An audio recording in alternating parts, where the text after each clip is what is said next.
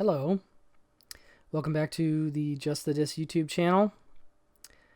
I have a short stack. These are quickly becoming long stacks because I can't cut them down too well, but these short stacks are going to be a mix of, as I've said in other videos, mix of labels. This one is going to be, well, there's several different things going on here, but let me just start with Indicator from the UK. And Lindsay Anderson's movie Britannia Hospital, which is the third in the Mick Travis trilogy.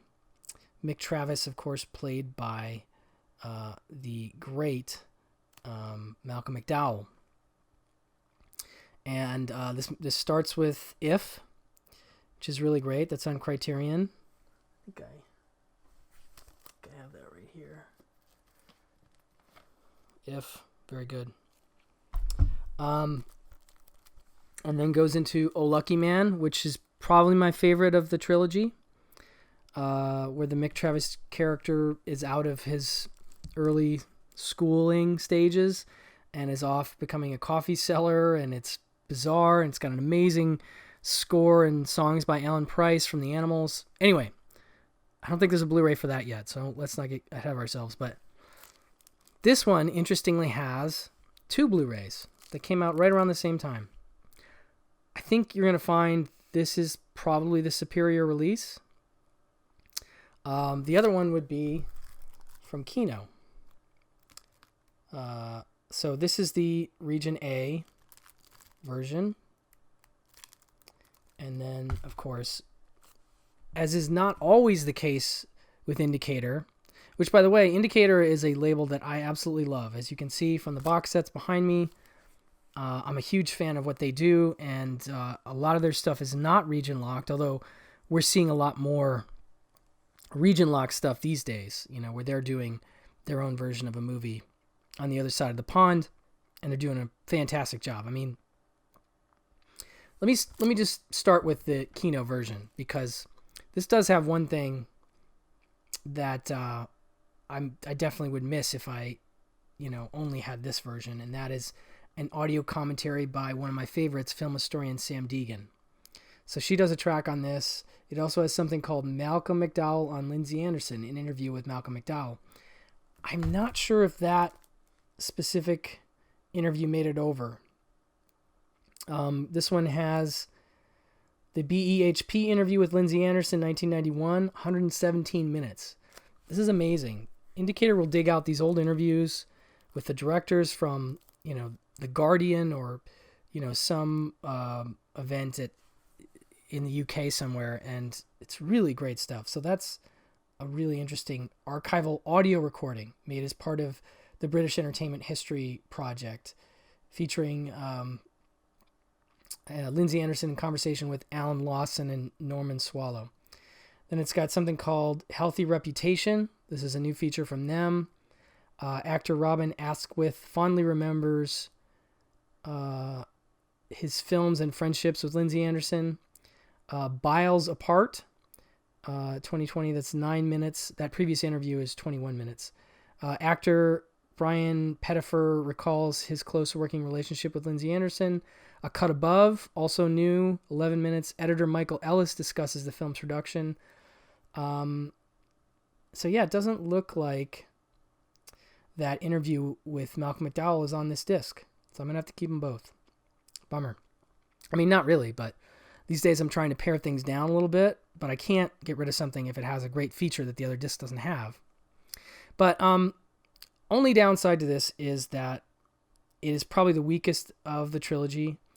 It's interesting and satirical and a little goofy, and is much better viewed as part of the group of films, sort of rounding out your arc for watching Mick Travis, but wouldn't be my first choice to put on in terms of those films. But it's a really nice release, and I love the way the indicators look. I love the color bar at the top, and it's just really nice. It's a great company. If you aren't buying Indicator releases, and I hope if you're a collector that you are, definitely think about it, because they're one of my favorites. So that's Britannia Hospital. Next up, one more from them. Actually, two more. The Beast Must Die.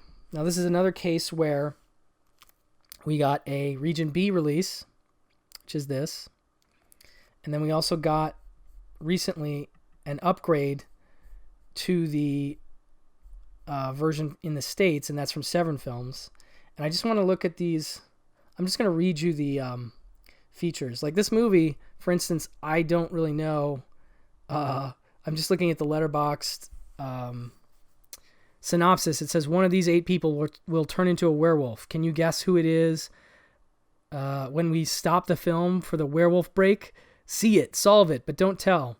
And it says a wealthy big game hunter, Tom Newcliffe, has tracked and killed practically every type of animal in the world, but one creature still evades him, the biggest game of all, a werewolf. And this says Calvin Lockhart, Peter Cushing. I mean, it sounds like fun. To be honest, I haven't seen it. But I'm curious about it. And I believe, don't quote me on this, I believe the new transfer, because Severin put out a second version with a new transfer. And I think it's the same transfer on this, because that's what I thought I heard.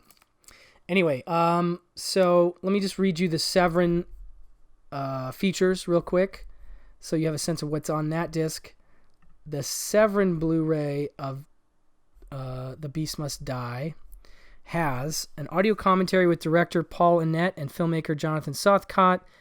And Then There Were Werewolves, audio essay by film historian Troy Howarth. Directing the Beast, archival interview with director Paul Annette. Audio excerpt from an interview with Milton Subotsky on Beast Must Die, interviewed by Philip Nutman.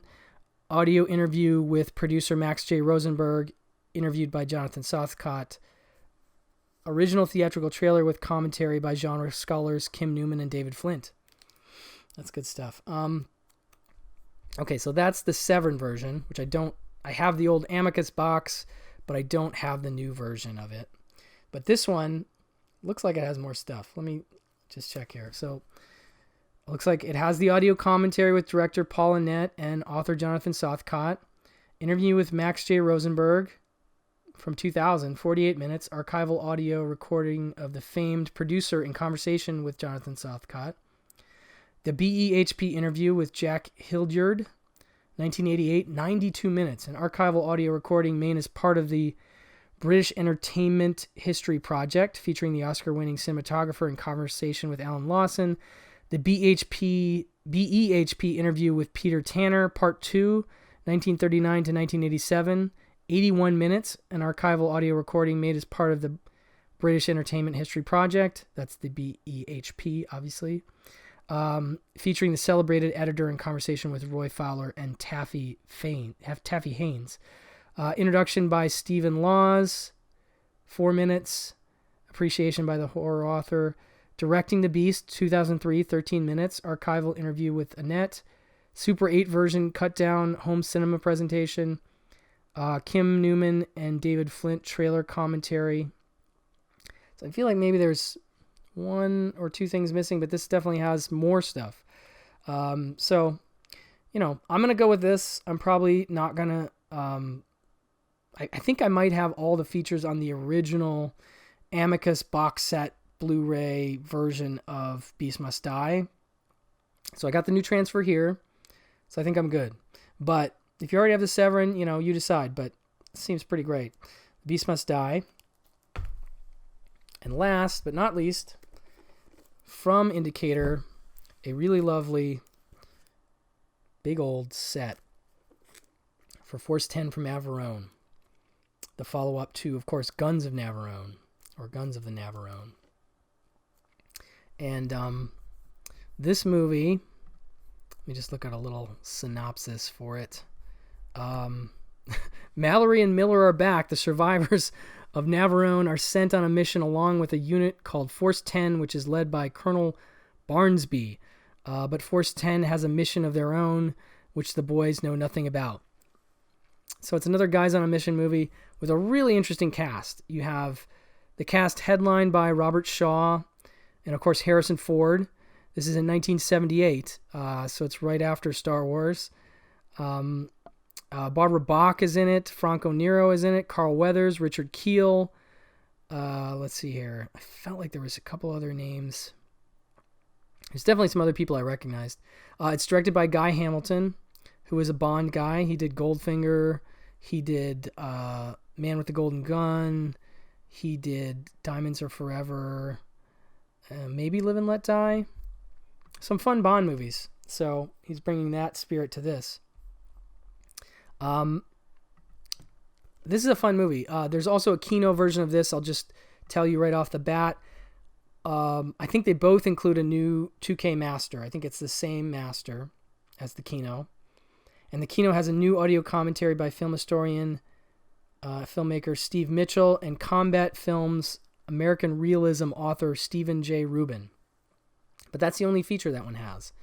And I don't think this one carries that over. However, as you can tell, when Indicator does one of these babies, it's like the Arrow limited edition, knockable, really solid box set kind of deal with a booklet, really nice booklet and stuff. They usually do it up. And so there it's a 2-disc set, and it includes extended version with original mono audio, alternative stereo, and surround options. So it's got a 126 minute version of the movie, and then a limited edition exclusive presentation of the original theatrical cut with mono audio, 118 minutes. So a little shorter version, a theatrical and an uncut version or alternative version, extended version. And then it has an audio commentary on the extended version with film historians Steve Mitchell and Stephen J. Rubin. So you actually get the only feature that's on that Kino Blu-ray is also on this, and then a lot more. You have This Is a Giant Movie from 1978, 21 minutes, archival location report by Channel Television featuring interviews with producer Oliver A. Unger and actors Edward Fox and Carl Weathers. Those are always fun, those archivals. I think those are neat. Something called Tour de Force. This is newly produced, 24 minutes. Actor Angus McInnes recalls his early manager Terry Apsey, stuntman Jim McDowell, grip Dennis Fraser, chief hairdresser Colin Jameson, and chief makeup artist Peter Rob King. So, wait a minute, I crossed two things there, sorry. Angus recalls his early film role. And then the next feature is actually a making of called From Zabjak with Love. This is a 28-minute featurette. This features the making of the film is told by construction manager Terry Apsey, stuntman Jim McDowell, grip Dennis Fraser, chief hairdresser Colin Jameson, and chief makeup artist Peter Rob King. It's a new featurette. Something called A Life Behind the Lens, 2020, 33 minutes. That's a newly produced feature, a tribute to the acclaimed cinematographer Christopher Chalice, featuring interviews with fellow directors of photography and camera crew, Dennis Fraser, Oswald Morris, John Palmer, and Sidney Samuelson. Archival video made as part of the British Entertainment History Project is the next piece. That is the BEHP interview with Ron Goodwin from 99, 89 minutes. And that's archival audio featuring the celebrated composer in conversation with Linda Wood. Another newly produced featurette, A Show of Force, 26 minutes. A look at the different versions of Force 10 from Navarone, so you get to see the differences between that extended version and the theatrical cut. And then the Super 8 cut down, that's a really cool thing that they do on theirs. And a booklet and some essays and some really nice stuff. This is I just like the feel of this one. And Force 10 is a fun sequel to Guns of Navarone. I don't know if I like it more, but I do think it's a blast. And I like Guys on a Mission movies. And if you like those, you should definitely check this one out. It's worth your time. Force 10. That's from Indicator. Now I've got one from Kino. Lord Love a Duck. It's from 1966. We just recently released a 60s cult movies episode of Pure Cinema, and this really was close to being on my list. It's sort of a cult item from the 60s. It's produced, directed, and co-written by veteran screenwriter George Axelrod, who wrote The 7-Year Itch, Will Success Spoil Rock Hunter, Breakfast at Tiffany's, The Manchurian Candidate, and more. And it says, comes this classic satirical comedy starring Roddy McDowall, Tuesday Weld, Lola Albright, Ruth Gordon, and Harvey Korman. And it says you can't always get what you want unless, of course, you've got Alan Musgrave, a.k.a. What does he call himself? Molly Mock? He's got like a rare bird that he nicknames himself after. On your side, with a special gift for manipulating the outcome of any situation, the high-minded high schooler sets out to help beautiful new girl on campus, Barbara Ann, played by Tuesday Weld. Trouble is, Barbara Ann wants everything, and Alan's, quote, help is making a mess out of everyone's lives, including hers. What's super funny is that they're playing high schoolers. I forget how old Tuesday Weld is. She can pass for high school, I guess. And Roddy is 38 playing a high schooler. And it almost kind of still works.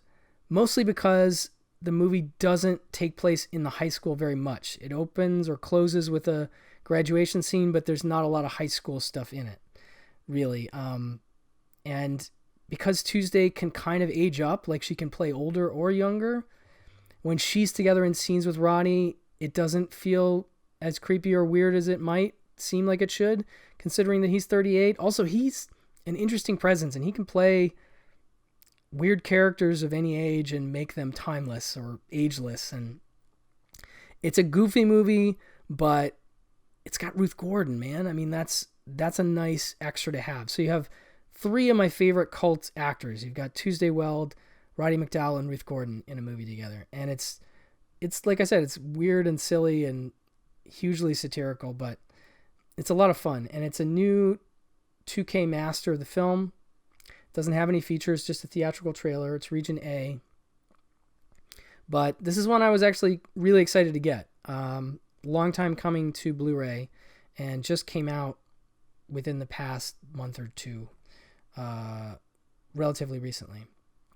So I was excited to get it. A sort of a 60s cult gem. Lord Love a Duck. Then I've got a real high school movie. This one is from Scorpion Releasing, 315, The Moment of Truth. Now, I recorded an episode of Just the Dis on this and Tough Turf, and that probably won't be out for a little bit, but definitely check that out. And I did that with my friend Dave Eves, and we had a lot of fun talking about these movies. But this one in particular, like a Scorpion Releasing disc, I got it from Ronin Flicks, which I do recommend as a site to get your Scorpion and Code Red discs from. I use them often. I think I just ordered Death Wish 3 and Clifford, and I'm waiting for those. So this has a really great cast. You've got your Adam Baldwin, you've got your Deborah Foreman, you've got Danny De La Paz, who I don't know as well, but he's really great as sort of the gang leader in this movie. And then you have Rene Auberjonois, who's from Deep Space Nine, I think, and he was in a bunch of Altman movies. I love him from those. And then Ed Lauter, who's just fantastic. He was the dad from Girls Just Want to Have Fun. That's where I first met him or knew him from. But he's in Death Wish 3, and he's just a great character actor. He plays a cop in this, and Rene Auberjonois is the principal. And basic gist is that Adam Baldwin is part of a gang called the Cobras. At the beginning of the movie, there's an incident wherein he decides to quit the Cobras. Danny De La Paz plays the leader of the Cobras, and so there's bad blood between he and Danny De La Paz. And so we catch up with Adam Baldwin a year later at his high school, and he's dating Deborah Foreman. He's a jock now. He's like playing basketball. He's got jock friends, and the school is overrun by Cobras and drug dealing. It's not a great, safe school, really. And what you have sort of ends up being another incident where the cops bust Danny De La Paz, and he tries to throw his drugs on Adam Baldwin, and Adam Baldwin's like, no, that's not my stuff. And Danny de la Paz, goes to jail for a short time and sort of uses that as his impetus for like starting a war with Adam Baldwin. So then what you have is what I would call basically a combination of 3 O'Clock High, one of my favorites, and Class of 1984. And maybe a little bit of The Warriors, because there's multiple gangs in this school. There's like a karate gang, and there's a gang led by Mario Van Peebles. He's another side character in this movie, as is Gina Gershon has a small role, and she's really great. I'm trying to think if there's anybody else that pops up. I feel like there's a couple others, but so it's a more dramatic 3 O'Clock High-ish kind of thing, but it was a really, really good movie. Like, I was really surprised how much I enjoyed this. I'd seen it on VHS. There was an old media VHS. I had that when I was younger, and another one that just made the jump from VHS straight to Blu-ray, and looks good on this Blu-ray, and was just one of the surprise I was like, this will be fine, but I actually really liked it. Like, I really enjoyed it a lot. So definitely worth a revisit or a visit if you haven't seen it. 315. It's on Ronin Flix if you want to buy it.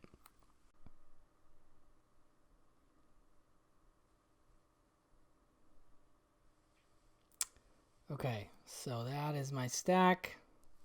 I'm actually going to cut this one a little short. I just wanted to actually try and do a short stack. And so, those are the films I covered, and I hope you liked it. I'm going to probably do more of these short stacks where it's just maybe like 5 or 6 movies as opposed to trying to do longer videos. I'll see what you guys end up preferring. But that was fun. There's some good stuff here. Hopefully you enjoy some indicator Blu-rays at some point, because they are worth your time. But thank you for watching, and bye-bye.